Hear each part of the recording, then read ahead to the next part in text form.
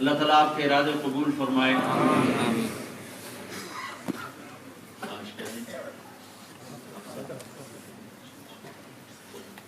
ہر مہینے 3 دن کے لیے جو بھائی نیت پکی نیت کر لیں کہ ہر مہینے 3 دن انشاءاللہ وقت لگائیں گے، وہ کون بھائی تھے آپ؟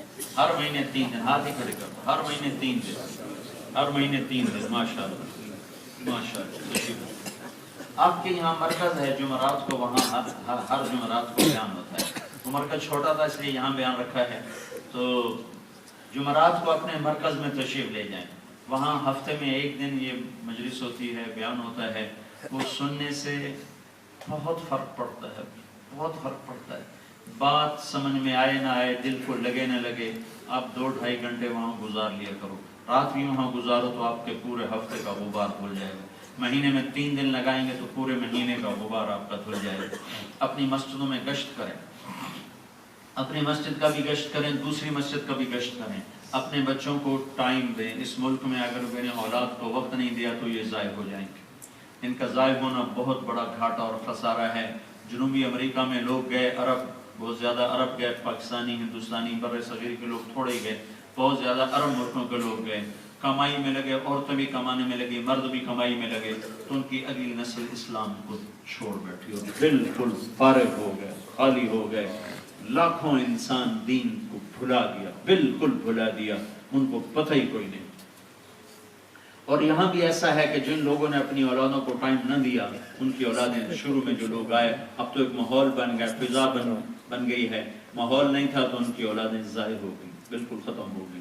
تو کمائی ایسی نہ کرو، کمائی ایسی نہ کرو کہ جس میں اپنے بچوں کے لیے ٹائم نہ ہو، گھر کے لیے ٹائم نہ ہو.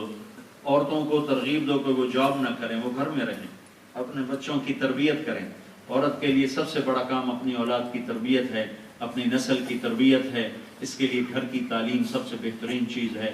اپنے گھر میں وقت دو، اپنے بچوں کو، اپنی بیوی کو، سارا گھر کا افراد بیٹھ کر تعلیم کراؤ. اپنے بچوں کو اردو بھی سکھاؤ کہ دعوت کی بات کو براہ راست سن سکیں.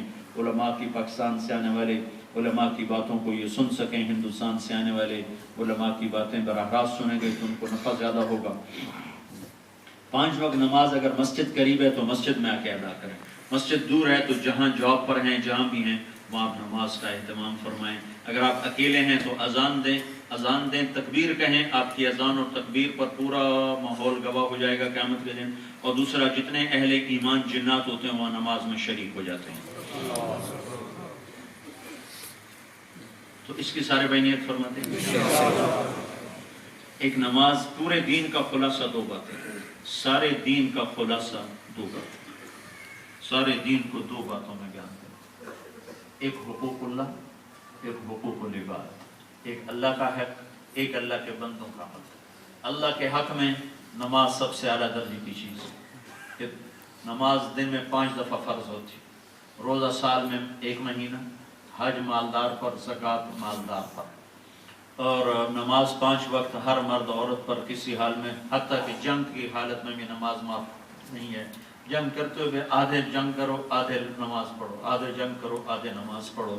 تو نماز ایک واحد عمل ہے جس کے لیے مسجدیں بنانے کا حکم دیا گیا، باجماعت نماز پڑھنے کا حکم دیا گیا. اور ہمیں 5 نمازیں ادا، 50 نمازوں کا اللہ نے حکم دیا پہلے کہ میرے محبوب 50 نمازیں. اللہ کے محبوب ایسے ادب والے، ایسے حیا والے کہ اللہ سے بات ہی نہیں کہ 50 نمازیں لے کر واپس چل پڑے. اللہ تعالیٰ کو خود خیال آیا کہ میرے نبی نے تو کچھ مانگا ہی نہیں مجھ سے، تو 50 نمازیں نہ 5 نہیں پڑھنی ہے، 50 کتوں پڑھوں گے. تو اللہ نے موسیٰ علیہ السلام کو کھڑا کر دیا. آپ ہی موسیٰ علیہ السلام کو اللہ نہیں کھڑا کیا، بلکہ موسیٰ علیہ السلام اپنی طاقت سے بول سکتے ہیں. اللہ نے موسیٰ علیہ السلام کو کھڑا کر دیا کہ روکو، یہ میرا حبیب 50 لے کے جاندہ پہ کیا پڑھنی ہے. تو موسیٰ علیہ السلام کھڑے ہو گئے، کہنے لگے یا رسول اللہ کیا ہوا؟ تو آپ نے فرمایا 50 نمازیں ملی ہیں. توبہ توبہ توبہ، کمی کمالے لے کر نہیں پڑھتے تو 50 نہیں جاتے. یا رسول اللہ آپ واپس لے آئیں، یہ کمی کروائیں.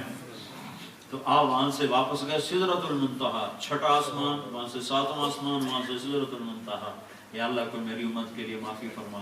اب اللہ نماز کی عظمت بٹھانا چاہتا ہے تو اللہ نے 5 کم کی، 45 نہیں کم کی، کرنی 5 ہی تھی لیکن 5 گھٹائیں 45. اچھا میرے محبوب 45. اور موسیٰ کو پھر کھڑا کر دیا. موسیٰ علیہ السلام آگے کھڑے کہ یا رسول اللہ اب کیا ہوگا؟ 45 کا بہت زیادہ ہے، کوئی نہیں پڑھیں گے، واپس جائیں گے. پھر واپس کیا 9 چکر گئے، 9 دفعہ گئے، 9 دفعہ آئے. یا رسول یا اللہ کچھ کمی ہو جائے. اچھا چلو 5 گھٹا دیتا ہوں. صرف نماز کی عظمت بٹھانے کے لیے کہ ایسی عالی شان چیز ہے کہ تمہیں ساری زندگی سجدوں میں سر رکھ کے گزار دینا چاہیے، لیکن تمہارے اوپر رحم کھاتے ہوئے تھوڑی کرتا جا رہا ہوں. یا رسول یا اللہ کچھ کم ہو جائے. اچھا چلو میرے محبوب 40 کر دیتے. آگے موسیٰ پھر کھڑے ہوئے تھے. اچھا اللہ کے نبی نے کوئی جھگڑا نہیں کیا، اس لیے موسیٰ کو اللہ کھڑا کرتے تھے. اگر اللہ کے نبی جھگڑے اللہ اور کم کر اور کم کر اور کم، تو اللہ پہلے ہی گھٹاتا جاتا. لیکن جو حیا کی وجہ سے بولتے نہیں ہیں تو پھر موسیٰ کو بیچ میں آتا چل میرا قریب بات کر. موسیٰ علیہ السلام لاڈلے نبی تھے، بڑے جرت والی بات کر جاتے تھے. پھر واپس بھیجا 35، پھر واپس بھیجا 30، پھر واپس بھیجا 25، پھر واپس بھیجا 20، پھر واپس بھیجا 15، پھر واپس بھیجا 10، پھر واپس بھیجا 5 رہ گئی. 5 پہ واپس ہے. یا رسول اللہ کتنی ہیں؟ کا 5 کا واپس جائیں. یہ برمنگھم والوں نے کوئی نہیں پڑھا. واپس جائیں واپس جائیں. تو آپ نے کہا موسیٰ اب مجھے شرم آتی ہے کیونکہ 5 گھٹ رہی ہیں، اب واپس جاؤں گا تو ساری معاف ہو جائیں گی. تو پھر میری امت تو تباہ ہو جائے گی اگر ان کو اللہ کی ملاقات. الصلاۃ معراج المومن، نماز تو ہماری معراج ہے. اللہ کا نبی فرماتا ہے کہ سجدہ کرنے والا اللہ کے قدموں میں سر رکھتا ہے. تو ہم تو روزانہ اللہ کے قدموں میں 10 دفعہ سر رکھتے ہیں. ہر سجدے میں اللہ سے ملاقات ہو رہی ہے، ہر سجدے میں اللہ سے ملاقات ہو رہی ہے، ہر سجدے میں ہماری معراج ہو رہی ہے. تو اللہ کے نبی نے کہا نہیں موسیٰ اب مجھے شرم آتی ہے، اب جاؤں گا. تو موسیٰ علیہ السلام نے عرض کی یا رسول اللہ میری امت پہ 2 نمازیں فرض تھیں، انہوں نے وہ بھی چھوڑ دیں، تو آپ کی امت 5 کیسے پڑھے گی؟ موسیٰ علیہ السلام سچ ہے، آپ کی بات سچ نکلی کہ امت کی اکثریت نماز چھوڑ گئی.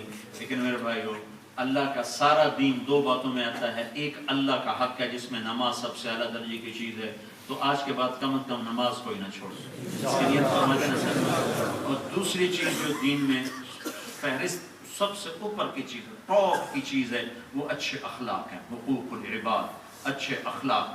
نماز ہماری بنیاد ہے، کلمہ ہماری بنیاد ہے، روزہ ہماری بنیاد ہے، حج ہماری بنیاد ہے، زکوٰۃ ہماری بنیاد. بنیاد نہ ہو تو یہ عمارت کھڑی نہیں ہو سکتی تھی. بنیاد کی وجہ سے عمارت قائم ہے. اور بنیاد ہی ہو اور اوپر چھت نہ ہو تو عمارت کس کام کی؟ یہ فانوس کیسے لٹکتا، ہم نماز کیسے پڑھتے، یہاں بیان کیسے ہوتا؟ تو اسلام کی بنیاد ہے عبادت، اور اسلام کی جو چھت ہے وہ ہے اچھے اخلاق. اچھے اخلاق سے اسلام مکمل ہوتا ہے، اچھے اخلاق سے ایمان مکمل ہوتا ہے. ایک صحابی نے عرض کی یا رسول اللہ میں چاہتا ہوں میرا ایمان مکمل ہو جائے. تو آپ نے فرمایا تو اپنے اخلاق اچھے کر، تیرا ایمان مکمل ہو جائے.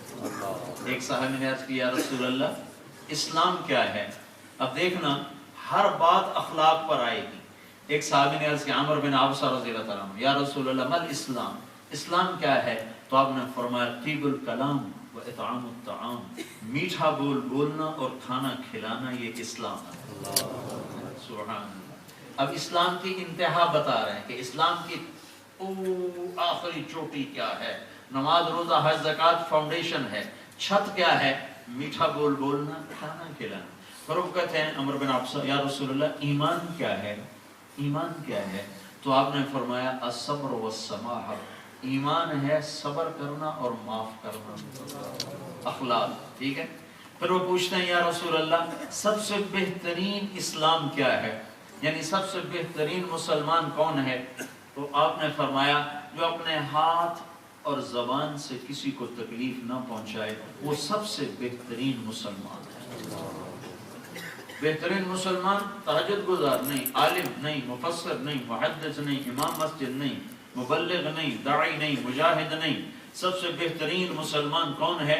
جو ہاتھ اور زبان سے کسی کو تکلیف نہ پہنچائے.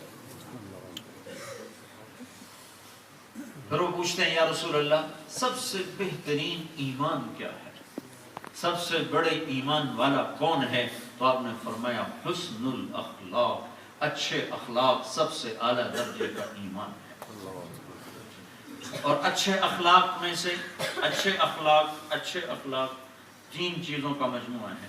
تصل من قطعک، جو توڑے اس سے جوڑ، جو منہ موڑ جائے اسے جا کر بخیر کہو تو پھر پتہ چلے. تم تو ٹول بخیر اسے کہتے ہو جو تمہیں بخیر کہتا ہے، تم تو اسے سلام کرتے ہو جو تمہیں سلام کرتا ہے. جو منہ موڑ جائے، سلام کیا کرنا تھا منہ ہی موڑ لیا، میرا نبی کہتا تو آگے جا کے اس کو سلام کر. یہ اخلاق کی انتہا ہے. وَتُعْطِي مَنْ حَرَمَكَ، تمہیں تیرا حق نہیں وہ دے رہا، تو اسے اس کا حق دے دے. یہ اخلاق کی انتہا ہے. تعفو عمن ظلمک، تیرے اوپر ایک عورت زیادتی کر گئی، تیرے اوپر ایک مرد زیادتی کر گیا، تیرے اوپر بھائی کر گیا یا غیر کر گیا، میرا نبی کہتا تو معاف کر دے. یہ اخلاق کی انتہا ہے. اور یہ کام تھا بڑا مشکل کام تھا. تو اللہ کا نبی گارنٹر بنا، کہا بھائی کام اوکھا بتا رہا ہوں تو میں ضامن ہوں، تم یہ 3 کام کر لو، کوئی عورت کر لے کوئی مرد کر لے، میری ضمانت ہے جنت الفردوس میں گھر لے کر. چھوٹی جنت نہیں، جنت الفردوس لے کر، جہاں ایک درجہ جنت کا ہے، ان الابرار یشربون من کاس کان مزاجها کافورا. نیچے والی جنت میں ہے لوگ جنتی شراب ڈال کر پی رہے ہوں گے، خود سراہیوں سے ڈالیں گے اور پیئیں گے. یہ نیچے درجے کی جنت. اس سے اوپر درمیانے درجے کی جو مڈل کلاس جنت ہے وہ ہے یسقون فیہا کاسا کان مزاجها زنجبیلا، کہ انہیں نوکر پلائیں گے، فرشتے پلائیں گے، خدام پلائیں گے، جنت کی حوریں پلائیں گی، سرائیوں میں ڈال کر پیش کریں گے، پلائیں گے.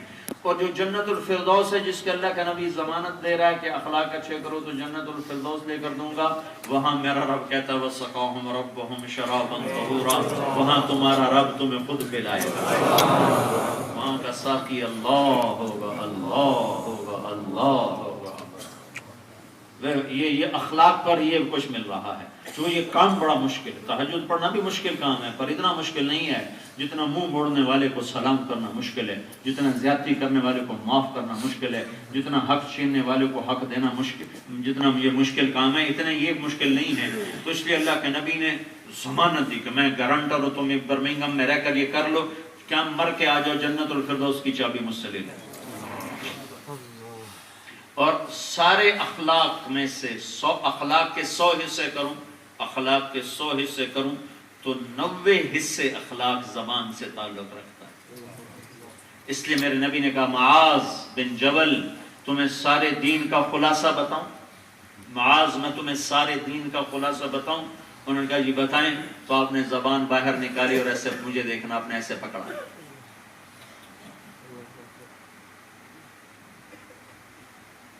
معاذ تمہیں سارے دین کا خلاصہ بتاؤں؟ جی بتاؤ. تو یہ نہیں کہا زبان کی حفاظت کرنا، کہنا تو یہ تھا نہیں یہ اوکھا کام تھا، تو عمل کر کے بتایا. زبان باہر نکالی، اسے 2 انگلیوں سے پکڑا اور ایسے کیا. معاذ اپنی زبان کی حفاظت رکھنا، تیرا سارا دین کا خلاصہ تجھے بتا رہا ہوں، سارے دین کا خلاصہ تجھے بتا رہا ہوں. اگر تیری زبان محفوظ ہے تیرا دین محفوظ ہے، تیری زبان خراب ہے تیرا دین خراب ہے، تیری زبان تیز ہے تیرا دین کٹ کٹ کے مٹ مٹ کے تباہ ہو جائے گا، تو اپنے ہاتھوں سے خود اپنے دین کو تباہ کر دے گا. زبان کی حفاظت، زبان کی حفاظت، زبان کی حفاظت. آپ نے فرمایا ابو ذر تمہیں 2 کام بتاؤں، کرنے میں آسان، اجر میں بے شمار بہت زیادہ، اور مجھے اس ذات کی قسم جو میری جان کا مالک ہے، قیامت کے دن جن اور انسان مل کر ایسا عمل اللہ کو پیش نہ کر سکیں. کہا جی کیا؟ تو آپ نے کہا یہ زبان کی حفاظت اور اچھے اخلاق. سکوت، زبان پر چپ کی مہر لگا لے، غلط بات تیری زبان سے نکلے نہیں، غیبت تیری زبان سے نکلے نہیں، دل آزاری کا بول تیری زبان سے نکلے نہیں، کسی کی برائی کا بول تیری زبان سے نکلے نہیں، کسی کی بے اکرامی بے عزتی کا بول تیری زبان سے نکلے نہیں، کسی کی برائی تیری زبان پر آئے نہیں. تو سبحان اللہ تو وقت کا جنید بغدادی اور تو وقت کی رابعہ بصری ہے. پھر لمبے چوڑے وظیفوں کی ضرورت نہیں ہے. 2 دن پہلے میرے کچھ عزیز ہیں ادھر بریڈ فورڈ میں، تو وہ کچھ خواتین مجھ سے کہہ لیں گی کوئی وظیفہ بتائیں، کوئی وظیفہ بتائیں. عام عادت ہوتی کوئی وظیفہ بتائیں. میں نے کہا بتاتا ہوں. ایک اپنی زبان سے غیبت کو نکال دیں، اور ایک اپنے دل کو بغض سے صاف کر لیں. میرا وظیفہ، میں جو بھی مجھ سے وظیفہ پوچھتا ہے میں یہ وظیفہ بتاتا ہوں کہ اپنی زبان کو غیبت سے بچا لو، دل آزاری بے اکرامی سے بچا لو، اور اپنے دل کو مسلمانوں کے بغض سے صاف کر لو، پاک کر لو، تو پھر وقت کے جنید بغدادی تم ہوگے اور وقت کی رابعہ بصری تم ہوگی. کیونکہ وظیفے پڑھنے والے تو کروڑوں لوگ ہیں اور زبان کی حفاظت کرنے والا 1 کروڑ میں 1 بھی نہیں ہے، اور دل کو بغض سے صاف رکھنے والا 1 کروڑ میں 1 بھی نہیں ہے، اور وظیفے پڑھنے والے کروڑوں لوگ ہیں. اور جو میں وظیفہ بتا رہا ہوں یہ وہ وظیفہ ہے کہ سارے وظیفوں پہ چھا جائے گا کہ زبان کو بچاؤ، زبان کو بچاؤ. جہاں ماں باپ ہوں وہاں زبان اور ادب کے ساتھ استعمال ہو. آپ اکثر نوجوان بیٹھے ہو، آپ کے یہاں بوڑھے ماں باپ کی کوئی قدر نہیں ہے، اور یہاں بوڑھوں کے لیے کوئی قدر کی بات نہیں ہے بلکہ وہ فالتو چیز ہیں. لیکن میرے نبی کا فرمان ہے مسلمان 70 سال کا ہو جائے تو اللہ اس سے پیار کرتا ہے، مسلمان 80 سال کا ہو جائے تو اللہ اس کی نیکیاں لکھتا ہے، گناہ نہیں لکھتا. مسلمان 90 سال کا ہو جائے تو اللہ اس کے اگلے پچھلے سارے گناہ معاف کر دیتا ہے، اور گھر والوں کے بارے میں قیامت کے دن اس کی شفاعت قبول کرے گا. اسے کہے گا تو نے میری بڑی خدمت کی، تو جس گھر والے کے بارے میں کہے گا میں اسے جنت میں ڈال دیتا ہوں. تو ماں باپ بہت عظیم شے ہیں، خاص طور پر ماں بہت عظیم شے ہے. میرے نبی نے فرمایا ماں کے قدموں تلے جنت ہے.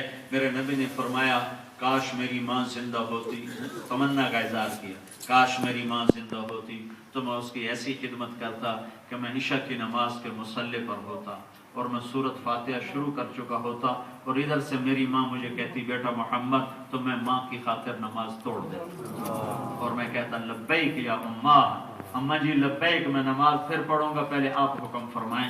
یہ ماں باپ کا مقام ہے. اللہ تعالیٰ فرما رہا ہے وَبِالْوَالِدَيْنِ احسانا، اے میرے بندو ماں باپ کے آگے سر جھکا دو. اِمَّا يَبْلُغَنَّ عِنْدَكَ الْكِبَرَ أَحَدُهُمَا، تمہارے ماں باپ میں سے کوئی ایک تمہارے پاس بوڑھا ہو گیا، او کلاہما، یا دونوں بوڑھے ہو گئے، فلا تقل لهما اف، ان کے آگے ہوں بھی نہ کرنا، ولا تنہرہما، کبھی بدتمیزی کی بات نہ کرنا، وقل لهما قولا کریما، ہمیشہ ان کے ساتھ میٹھا بول بولنا، واخفض لهما جناح الذل من الرحمہ، اور ان کے آگے اپنے آپ کو بچھا دینا، ذلیل کر دینا، خوار کر دینا. وقل رب ارحمهما كما ربياني صغيرا، اور اپنے ماں باپ کے لیے دعا کرنا، یہ دعائیں تمہیں جنت کے عالی مقام تک پہنچا دیں گی. تو جہاں والدین و ماں اخلاق کا تقاضا بڑھ جاتا ہے کہ اپنی ماں کی قدر کرو، باپ کی قدر کرو، باپ تمہاری جنت کا دروازہ ہے. اگر ہاں یہ ماں باپ کی اطاعت ہے اللہ کی شریعت کے اندر، اگر شریعت سے باہر وہ بات کریں گے تو پھر اطاعت نہیں کی جائے گی، لیکن دل آزاری اور بدتمیزی پھر بھی نہیں ہوگی. اگر ماں باپ مشرک بھی ہوں تو بھی ان کی عقیدت محبت لازمی ہے، اطاعت لازمی نہیں ہے. شریعت کے اندر ماں باپ کوئی بات کہیں تو اس کی اطاعت کرو. ماں باپ کی دعائیں انسان کو عرشوں تک پہنچا دیتی.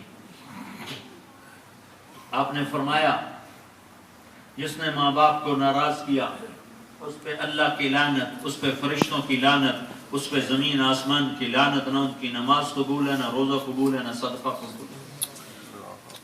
ایک صحابی ہیں علقمہ رضی اللہ عنہ، ان کی بیوی نے پیغام بھیجا کہ میرے خامن موت کے حالت میں ہے، کلمہ نہیں پڑھا جا رہا. صحابی کا کلمہ نہیں پڑھا جا رہا، صحابی ساری دنیا کے جنید بغدادی ایک صحابی کے ٹوٹے ہوئے بدن کے بال کے برابر، اور ان سے کلمہ نہیں پڑھا جا رہا.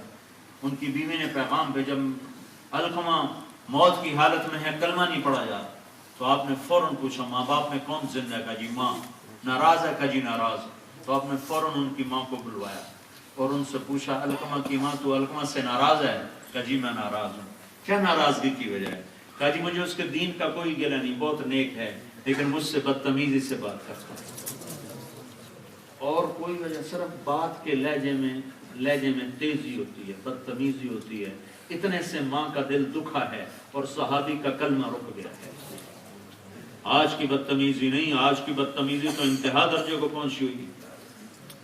میں نے ایک لڑکی کو اپنے کانوں سے سنا، اپنی ماں کو کہہ رہی تھی بکواس نہ کر، بیٹی ماں کو کہہ رہی تھی بکواس نہ کر. میرے نبی سے پوچھا کہ یا رسول اللہ قیامت کب آئے گی؟ آپ نے کہا اللہ کو پتا. کہا کوئی نشانی بتائیں؟ تو کہا جب ماؤں کو ذلیل کیا جائے گا تو قیامت آ جائے گی. تو آپ نے فرمایا علقمہ کی ماں تو اسے معاف کر دے. کہا نہیں یا رسول اللہ اس نے میرا بڑا دل دکھایا ہے، میں اسے معاف نہیں کرتا. تو آپ نے فرمایا بلال لکڑیاں اکٹھی کرو اور علقمہ کو آگ لگا. تو ان کی ماں کو نہیں پتا تھا، وہ تو ناراض ہو کے دوسرے گھر تھے تو وہ موت کی حالت. یا رسول اللہ آپ میرے بیٹے کو آگ لگاؤ. کہاں وہ مر رہا ہے، وہ تو معاف نہیں کر لی، اس سے کلمہ نہیں پڑھا جا رہا، وہ سیدھا جہنم میں جائے گا. میں نے جلا دیا تو اس کی جان بچ جائے گی آخرت کی آگ سے. میں نے کہا نہیں نہیں نہیں نہیں، اتنا میرا جگر نہیں کہ میں اس کو آگ میں جلتا دیکھوں، میں اسے معاف کرتی ہوں. یہ کہنا تھا میں معاف کرتی ہوں تو علقمہ کی زبان سے کلمہ چل گیا اور ساتھ ہی ان کا انتقال ہوا. پھر آپ نے ان کا جنازہ خود پڑھایا، ان کے جنازے میں بھی شریک ہوئے، جنازہ خود پڑھایا، دفن میں شریک ہوئے، اور پھر یہ اعلان کیا جو میں نے پہلے سنایا کہ جس نے ماں باپ کو تنگ کیا اس پہ اللہ کی لعنت، اس پہ فرشتوں کی لعنت، اس پہ زمین آسمان کی لعنت. نہ ان کی نماز قبول ہے، نہ روزہ قبول ہے، نہ صدقہ قبول ہے.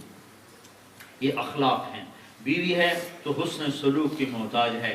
میرے نبی نے فرمایا بہترین مسلمان وہ ہے جو بیوی سے اچھا سلوک کرتا ہو، اور میں سب سے اعلیٰ سلوک کرتا ہوں اپنی بیویوں کے ساتھ. اور آپ نے فرمایا جو جنت میں میرے گھر کے قریب گھر بنانا چاہتا ہو، جو جنت میں میرے گھر کے قریب گھر بنانا چاہتا ہو، ایک اپنے اخلاق اچھے کرے، ایک اپنی بیوی سے اچھا سلوک کرے، تو اس کا گھر جنت میں میرے گھر کے سامنے ہو. یہ اتنا زور کیوں دیا گیا کہ بیوی کے ذمہ اولاد کی تربیت ہے. اگر بیوی کا ذہن منتشر ہوگا خامد کی بدتمیزی کی وجہ سے تو اولاد کو وقت نہیں دے سکے گی، اولاد کی تربیت نہیں کر سکے گی. جب اولاد کی تربیت نہیں ہوگی تو نسل برباد ہو جائے گی، اور نسل کا برباد کرنا شیطان کی سب سے بڑی محنت ہے. اس لیے ایک حدیث میں میرے نبی نے فرمایا شیطان روزانہ کچہری لگاتا ہے اور اپنے شیطانوں سے پوچھتا ہے ہاں بھائی کیا کر کے آئے. ایک کہتا ہے زنا کروایا، کہتا ہے یہ تو کچھ بھی نہیں. دوسرا کہتا ہے چوری کروائی، کہتا ہے یہ تو کچھ بھی نہیں. دوسرا کہتا ہے میں نے نماز نہیں پڑھنے دی، کہتا ہے یہ تو کچھ بھی نہیں. ایک کہتا ہے میں نے جوا کھلوا دیا، یہ تو کچھ بھی نہیں. ایسے کتنے گناہ وہ گناتا ہے، اور وہ شیطان کسی گناہ پہ شاباش نہیں دیتا. ایک شیطان کھڑے ہو کر کہتا ہے جی میں نے میاں بیوی کو لڑایا، تو شیطان کہتا ہے شاباش پترا کام تو کرتا ہے، اور آ جا کام تو کرتا ہے. اس کو بلاتا ہے، اس کو گلے لگاتا ہے اور اس کو اپنے پاس بٹھاتا ہے، اپنے پاس بٹھاتا ہے. وہ کہتا ہے بدبختو یہ اصل کام کر کے آیا ہے کہ میاں بیوی کی لڑائی سے نسلیں برباد ہو جاتی. اور میاں بیوی کی صلح اتنا عظیم کام ہے. اگر میاں بیوی کسی بات پہ لڑے ہوئے ہوں، رنجشیں ہوں اور ان کے موڈ ٹھیک نہ ہو، اگر وہ دوبارہ آپس میں صلح کر لیں تو اللہ اتنی بات پر ان کے پچھلے سارے گناہ معاف کر دے. ایک گھر کو بچانا اتنا ضروری ہے، ایک گھر میں اخلاق اتنے ضروری ہیں کہ اگلی نسل کو دین پہنچانا ہے. اور اگلی نسل کو دین پہنچانے کے لیے ضروری ہے کہ میاں بیوی میں محبت ہو، الفت ہو. یہ دنیا ہے، یہاں گرمی سردی ہو جاتی ہے. اللہ کے نبی کی بیویاں اللہ کے نبی سے الجھ پڑی ایک مرتبہ، اور وہ قرآن اتارا اللہ تعالیٰ نے، اللہ کے نبی ناراض ہو گئے اور ایک مہینہ تک آپ نے گھر قدم نہیں رکھا. یہ دنیا ہے، یہاں ہو جاتا ہے. آپ حضرت فاطمہ کے گھر میں گئے تو دیکھا تو حضرت فاطمہ بڑی اداس بیٹھی ہوں. تو آپ نے فرمایا کیا ہوا؟ تو فرمانے لگی میری اور علی کی لڑائی ہو گئی. اب اس سے پیارا جوڑا کو دنیا میں کہاں سے ہوئی آئے گا؟ جنت میں نور کی چمک اٹھے گی، جنت میں نور کی چمک اٹھے گی. جنتی حیران ہو کر دیکھیں گے یہ نور کہاں سے آیا ہے. تو انہیں کہا جائے گا جنت الفردوس میں علی و فاطمہ مسکرائے ہیں، ان کے دانتوں کا نور، ان کے دانتوں کا نور ہے. ہائے ہائے. آپ دیکھو بھائی لڑے پڑے، دونوں لڑے پڑے. کہ میری اور علی کی لڑائی ہوگی. آپ نے کہا علی کدھر ہے؟ کہ باہر نکل گئے. آپ علی کو ڈھونڈنے نکلے تو وہ مسجد میں لیٹے ہوئے تھے مٹی میں. تو آپ نے ان کو اٹھایا کہ قم یا ابا تراب، ابو تراب کا لقب یہاں دیا، قم یا ابا تراب. اور ان کو لے کر گھر آئے اور آ کر آپ دونوں کے درمیان ایسے لیٹ گئے، زمین پر لیٹ گئے. علی کو اپنی سیدھی طرف لٹایا، فاطمہ کو الٹی طرف لٹایا. دونوں کا ہاتھ پکڑ کر اپنے سینے پر لائے، دونوں کے ہاتھ ایسے ملا کر فرمایا بولو ہماری صلح ہو گئی. دونوں کہو ہماری صلح ہو. دونوں کی صلح کروا کے پھر باہر نکلے بڑے خوش چہرہ روشن. تو صحابہ نے کہا یا رسول اللہ آپ بڑے خوش نظر آ رہے ہیں. تو آپ نے فرمایا میں علی و فاطمہ کی صلح کرا کے آ رہا ہوں. تو دنیا میں کھٹ پٹ کا ہو جانا تو ایک لازمی چیز ہے، اسے باقی نہیں رکھنا، اسے باقی نہیں رکھنا، اسے باقی نہیں رکھنا. ایک تیز ہو تو دوسرا سرد ہو جائے، ایک سرد ہو تو ایک میں ایک کو غصہ چڑھے تو دوسرا دبا لے، دوسرے کو چڑھے تو پہلا دبا لے، تو اس سے گھر آباد ہو جاتا ہے. گھر کی آبادی کے لیے اخلاق ہی آخری اور پہلا حربہ ہے. پہلا اور آخری سبب اچھے اخلاق ہیں جس سے گھر آباد ہوتے ہیں، اور کسی بھی گھر کی بربادی کا سبب برے اخلاق ہیں. آپ کے ماحول میں برداشت نہیں ہے ایک دوسرے کو. ہمارے ماحول میں تو برداشت ہے. مشرق کی بیٹی گھٹ گھٹ کے مر جاتی ہے، جہاں اس کی ڈولی اترتی وہیں سے اس کے جنازے اٹھتے ہیں. لیکن یہاں کے ماحول نے آزادی دے دی ہے تو آزادی کی وجہ سے طلاقیں بھی زیادہ ہیں، گھروں کی بربادیاں بھی زیادہ ہیں، گھروں کا ٹوٹنا بھی زیادہ ہے کہ ایک دوسرے کو برداشت نہیں کرتے ہیں۔ اور برداشت کرنا دین ہے، دین ہے، دین ہے، عالی اخلاق ہیں، عالی اخلاق ہیں اور اعلیٰ درجے کا دین ہے۔ تو اچھے اخلاق یہ میرے بھائیو دین کا بڑا عظیم اور آخری درجے کی چیز ہے، اچھے اخلاق۔ تو سارا دین دو باتوں میں آتا ہے، ایک نماز، ایک اخلاق۔ ان دونوں کی جو بھائی بہن نیت کرے گا اور اس کی کوشش کرے گا، آگے اپنے بچوں کو بھی سکھائے گا، ان کو بھی معاف کرنا سکھائے، درگزر کرنا سکھائے۔ کسی بچے سے غیبت نہ سنو، کسی بچے سے کسی کی برائی نہ سنو، اس کی حوصلہ شک نہیں کرو، نہیں بیٹا کسی کے بارے میں ایسی بات نہیں کرتے، کسی کے بارے میں ایسی بات نہیں کرتے۔ آپس میں میاں بیوی بھی کسی تیسرے کی برائی نہ کرو، عیب بیان کرنا ہے تو ایک دوسرے کے بیان کرو۔ بیوی سے کہو مجھے میرے عیب بتاتا کہ میں انہیں ٹھیک کروں، بیوی خامن سے کہے مجھے میرے عیب بتاتا کہ میں انہیں ٹھیک کروں۔ عیب بولنا ہے تو اپنے بولو، دھن رے دھنیے اپنی دھن، پرائی دھنی کا پاپ نہ پن، تیری روئی میں چار بنولے سب سے پہلے ان کو چن۔ یہ ہمارے استاد ہمیں قرآن کی تفسیر پڑھاتے ہوئے بہت زیادہ یہ شعر ان کی زبان سے سنا، دھن رے دھنیے اپنی دھن، کہ میاں اپنے آپ کو دیکھ، تو اپنے آپ کو دیکھ، تجھے کیوں فکر ہے اے گل دلے صد چاک بلبل کی، تو اپنے پیرہن کے چاک تو پہلے رفو کر لے۔ تو اپنے عیب دیکھو، اپنے عیب دیکھو، جو تمہیں تمہارا کوئی عیب بتا دے اس کا احسان مانو کہ تیری بڑی مہربانی، تو نے میری، آپ نے حضرت عمر نے فرمایا میرا بہترین دوست ہوا ہے جو مجھے میری کمیاں بتا دے۔ تو بھائی سارے بھائی اس کی نیت کرتے ہو نا؟ درود شریف اللهم لك الحمد كما انت اهله وصل على محمد كما انت اهله وافعل بنا ما انت اهله انك اهل التقوى واهل المغفرة ربنا آتنا في الدنيا حسنة وفي الآخرة حسنة وقنا عذاب النار۔ یا اللہ تیرے ایماننے والوں کا، اہل ایمان کا بہت بڑا مجمع تیرے در پر فقیر بن کر، محتاج بن کر، سائل بن کر حاضر ہوا ہے، اور انتہائی غفلت کے ماحول میں، انتہائی اندھیر ماحول میں تیرے دربار میں ہاتھ اٹھائے ہیں۔ تو ہم پہ نظر کرم فرما، نظر عنایت فرما۔ اکثر نوجوان ہیں تیرے آگے ہاتھ پھیلائے ہیں، ہماری جھولی خالی نہ لوٹا، ہمیں محروم نہ فرما، ہمیں مردود نہ فرما۔ ہم نے ابھی توبہ کی ہے، ہمیں ہماری توبہ پہ پختہ فرما۔ یا اللہ اپنے فضل و کرم سے، یا اللہ ہمیں اپنی توبہ پہ پختہ فرما، ہمیں اپنی توبہ پہ پختہ فرما۔ پچھلے جتنے گناہ ہم سے ہوئے، صغیرہ ہوئے، کبیرہ ہوئے، نظروں سے ہوئے، کانوں سے ہوئے، ہاتھ سے ہوئے، زبان سے ہوئے، پاؤں سے ہوئے، بدن سے ہوئے، سارے معاف فرما دے۔ مالی بھی، ایمانی بھی، اعتقادی بھی، عملی بھی، سارے گناہ معاف فرما دے۔ یا اللہ ہم تیری جہنم کی آگ نہیں سہ سکتے، یا اللہ ہم سے تو دنیا کی گرمی برداشت نہیں ہوتی، یا اللہ ہم سے تو دنیا کی آگ نہیں برداشت ہوتی، جہنم کی آگ کو تو خود بھڑکاتا ہے، اور اسے تو لظا کہتا ہے، اور نزاعۃ للشوا کہتا ہے، اور یا اللہ ان علیہم مؤصدہ کہتا ہے، فی عمد ممددہ کہتا ہے۔ ہم سے تو یہ یہاں کا گرم پانی نہیں پیا جاتا، تیرا قرآن بتا رہا ہے کہ کھولتا ہوا پانی پینے کو دیا جائے گا، جو آنتوں کو کاٹ کے رکھ دے گا۔ میرے مولا تھوڑی سی گرمی ہو تو ہم بے چین ہو جاتے ہیں، بے قرار ہو جاتے ہیں۔ محشر کا دن 50,000 سال کا ہے اور کوئی سایہ نہیں تیرے عرش کے سوا۔ میرے مولا ہمیں اس دن اپنا سایہ نصیب فرما، اس دن ہمیں اپنا سایہ نصیب فرما۔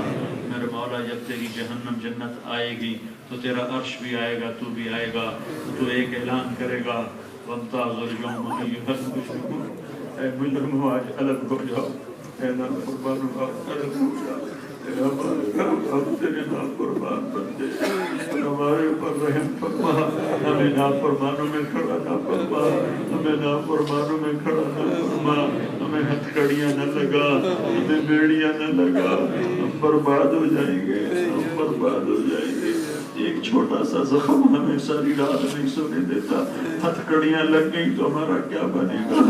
یا اللہ اس دن بڑے بڑے نیکوکار پکار اٹھیں گے نفسی نفسی، ہمیں اپنے حبیب کی شفاعت نصیب فرما۔ یا اللہ جب تو کہے اے مجرموں الگ ہو جاؤ تو یا اللہ بڑوں بڑوں کے پتے پانی ہو جائیں گے، بڑے بڑے نیکوکار تھر تھر کانپیں گے۔ یا اللہ ہم تو پہلے ہی مجرم ہیں، ہم تو اقرار کر رہے ہیں کہ ہم تیرے نافرمان ہیں، تو نے سمجھایا ہم نہ سمجھے، تو نے روکا ہم نہ رکے، تو سمجھاتا رہا، ہم یا اللہ کانوں میں انگلیاں دے کے گزر گئے، یا اللہ ہم نے تیری نصیحت کو نہ مانا، تیرے قرآن کو پڑھ کے اسے نہ مانا، تیرے نبی کی حدیثوں کو پڑھ کے انہیں نہ ان پہ عمل نہ کیا، ہم تیرے مجرم ہیں پر ہمیں ہتھ کڑی نہ لگانا، ہمیں بیڑیاں نہ پہنانا، ہمیں طوق نہ پہنانا۔ یہ تھوڑا سا مجمع زیادہ، ہم گرمی سے بے حال ہو رہے ہیں، پسینہ پسینہ ہو رہے ہیں، معیشت کی گرمی کون برداشت کرے گا؟ مہربانی کر دیں نا میرے اللہ، تجھے تیری رحمتوں کا واسطہ، تو تو بڑا کریم ہے یا اللہ، تجھے تو کمزوروں پہ رحم، ہم تیرے بڑے کمزور بندے، ہمارے چاروں طرف گناہوں کی فضا ہے، نافرمانی کی فضا ہے، بے حیائی کی فضا ہے یا اللہ۔ پہلے لوگوں کا تو ماحول بڑا اچھا تھا، ماحول بڑا پاکیزہ تھا، تو عورتیں رابعہ بصری تھی، مرد جنید بغدادی تھے، ہمارا تو ماحول بڑی غفلت کا ہے، کدھر جائیں ایمان کو بچا کر؟ اپنے ایمان بھی خطرے میں ہے، اولادوں کے ایمان بھی خطرے میں ہے، نسلوں کے ایمان بھی خطرے میں ہے، ہم تیری محنت کرتے ہیں یا اللہ، ہمارا حساب صاف بنا دے یا اللہ۔ ہم کمزور ہیں میرے مولا، ہم بڑے کمزور ہیں میرے مولا، ہم تیرا حساب نہیں دے سکتے، ہم تجھے حساب نہیں دے سکتے، ہمیں حساب سے ویسے ہی آزاد کر دے، حساب کے بغیر ہی جنت دے دے، حساب کے بغیر ہی جنت دے دے یا اللہ۔ ہمارے بچے الٹی سیدھی لکیریں لگا کر ہم سے پوچھتے ہیں ابا میں نے کیسا لکھا ہے؟ ہم کہتے ہیں شاباش بیٹے تو نے بہت اچھا لکھا ہے، حالانکہ سارا پیپر خراب کیا ہوتا ہے، ہماری ساری زندگی کی نیکیاں الٹی سیدھی لکیریں ہیں، ہمیں شاباش دے دے، ہمیں شاباش دے دے۔ ہم نے نیک بننا چاہا بن نہ سکے، ہم نے اپنے آپ کو بدلنا چاہا پورا بدل نہ سکے، پورے مولا یا اللہ۔ کچاوٹیں بھی ہیں، کچاوٹیں بھی ہیں، نافرمانیاں بھی ہیں، ٹھوکریں بھی ہیں، ہر دفعہ ندامت ہوتی ہے، کبھی گناہ کر کے خوشی نہیں ہوئی، ہر دفعہ گناہ کر کے سوچتے ہیں آئندہ کبھی نہیں کریں گے، پھر ہو جاتا ہے یا اللہ۔ ہم تیرے کمزور بندے جو ہوئے، ہمارے پاس ماحول میں کوئی، ہمیں نیک لوگوں کی صحبت میں میسر کوئی، ہمارے چاروں طرف نافرمانی کی بجائے ہم تیری محنت کرتے ہیں، ہمارے حال پہ رحم فرما، اس مجمع پر رحم فرما۔ اکثر نوجوان ہیں سب تیرے آگے رو رہے ہیں، کوئی آنسو پسند فرما یا اللہ، کوئی ہائے پسند فرما میرے مولا، کسی کا رونا پسند فرما اور ہم سے راضی ہونے کا اعلان کر دے۔ تو کہہ دے میں راضی ہو گیا ہوں، تو کہہ دے، تو کہہ دے، تو کہہ دے میرے مولا، تو کہہ دے یا اللہ، تو کہہ دے میں راضی ہو گیا ہوں، کہہ دے یا اللہ، تو کہہ دے میرے آقا، ہاں ہاں تو ہو جا، راضی ہو جا، ہو جا، ہو جانا، ہو جانا، نہیں ہونا پھر بھی ہو جا میرے اللہ۔ ہم تیرے کمزور بندے، گنہگار بندے، ان سارے مرد و عورتوں سے راضی ہو جا، ہماری دنیا بھی بنا دے، ہماری آخرت بھی بنا دے۔ وصلی اللہ تعالی النبی الکریم۔